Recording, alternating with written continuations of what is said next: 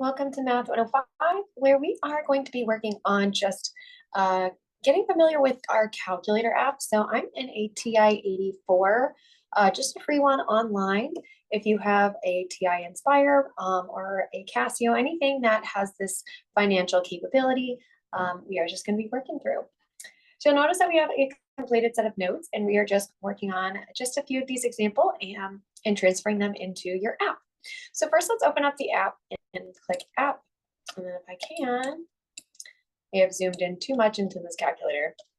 We're just going to hit this first one, financial, and then we'll hit the first one where it says TMB solver. And all we're doing is just hitting enter. So you'll notice that we have a list here that is being pulled up. Now, N is going to signify the multiplication between your M and your T, as seen in this equation over here. So let's say we're working in example 1. We have a future value of $4,000 invested, earning 2% interest per month for 8 months. So our T here is 8 months, and months and your rate are not canceling each other out, or they don't have an issue. So you don't have to do any sort of conversion. So with your rate, with your time, we have 8 months times, and we've said that we are compounding each month, meaning that when we talk about compounding from a time perspective, well, how many months are in a year? Well, that would mean 12. So we can do 8 times 12. There we go. Now your I% is just your interest. And now we are doing 2%. And notice that we have a percentage here. It's reading this number 2 as a percent. So it's 2%, which is also reflected over here in your equation. When it says PV, this is your present value, which we know in this one we have $4,000. Now I'm going to make a mistake here intentionally. I'm just going to put a positive 4,000. Now when it says PMT, this is referring to your payment. You can make deposits or withdrawals from the present value. Now for us, we don't have anything that says payment, so we are okay with leaving this as 0. When it says future value, since we don't know your future value, we are going to come back to this one in a moment. And when it says P/Y, C/Y, this is where your M is going to go. This is where your compounding period is going to go. So for us, we said we are compounding 12 times a year. You'll notice that these are going to be equivalent. Now when it says PMT end or at the beginning, that is just talking about how frequently we are going to be depositing or withdrawing your money. So with us having no payment, it doesn't matter. We're just going to keep it as the end. Now, when we are ready to go ahead and solve, we're going to go back up to our unknown value, and we're going to hit this green alpha button, and then we're going to hit enter. You'll notice that our answer is going to be negative 4,693.42. However, it should be positive. Now, to counteract that value, what we're going to have to do is type in our negative sign. So for me, we're going to treat it as a negative we're going to treat it as cash flow out. So we need to type in this negative sign. The negative is found right under the 3. It is not the same thing as the minus sign. So we're going to do it once more. So positive 4,000. And then scroll down where it says FV one more time and hit alpha, enter. Now you should come up with a positive value.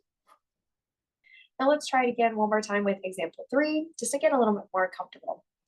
We can have your present value, we can go back to your N. We said N is the multiplication between T and M, which in our case, we have a bank that's paying 1.10% annual interest on a savings account with balances of $2,500 deposited, 6 years and compounded quarterly. What is the total interest paid over the lifetime of the investment? So for us, we have 6 years times your 4 compounded quarterly. So in a year, how many quarters are there? Well, there's 4. You have your percentage rate. For us, it is just the same. Your PV, we said, is 2,500. And again, in order to make our answer to come out positive, we want to make sure that we have this negative symbol. So notice that I've left it off. So to include it, I'm just going to hit second DEL. And that way we insert it. Leave your payment. We're not sure of your future value. We'll come back to it. Now your P/Y Y and C/Y, that is just the same thing as your compounding period, 4. Now let's go back to FB and hit alpha, enter. So in our future, we should have in our account $2,670.32. Now this isn't what it is asking for. We want to know what is the total interest paid over the lifetime of the investment. So after the 6 years has been completed. So we're going to take your future value and subtract out the present value in order to get your interest. So sometimes your app doesn't always give you the final product of your answer, in which case I want to hit second mode and subtract out my future value minus my present. And there you can see that we just gained $170.32 just in interest over the lifetime, over the 6 years. Now we can do the same app with any sort of unknown value. We can do the same thing with present value, or the same thing with any sort of inflation or interest. So let's go ahead and try one more. Let's go ahead and do example 4. So back in the app, Finance TMB Solver, and let's go ahead and do example 4. It says Megabucks Corporation is issuing a 10-year corporate bond paying no interest during the lifetime. This is called a zero coupon bond, but promises to pay their maturity value at the end of the 10 years. How much would you pay for the bond with a maturity value of $10,000 if you wish to get a return of 6.5% compounded annually? So when it says maturity value, we're looking for the end value or your future par value. So we already know future value going into it. Now we also have this information.